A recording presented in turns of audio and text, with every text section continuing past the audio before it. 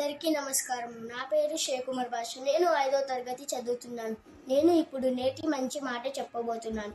మనోనిగ్రహము. జానామి ధర్మం నా చమే ప్రవృత్తి. జానామి ధర్మం నా చమే నివృత్తి. కేనాపి దేవేన హృది స్థితేన యథా ప్రవృతోస్మి తదా కరోమి. అర్థము: ధర్మం ఏమిటో నాకు తెలుసు, కానీ నేను దాన్ని అనుసరించి ప్రవర్తించలేను.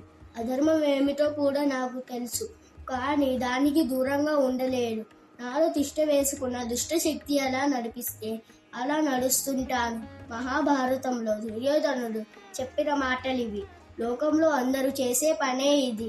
కానీ మనసుని, ఇంద్రియాలను, బుద్ధిని కొంచెము ప్రయత్నపూర్వకముగా నిగ్రహించి ఈర్ష్య, అసూయ, మాత్సర్యం అనే దుష్టశక్తులని దరికి రానియకుండా నిగ్రహించుకోవాలి. లేకుంటే దుర్యోధనుని లాగా మనము కూడా నాశనము అయిపోతాము అని వ్యాసుడు భారతములో బోధిస్తాడు.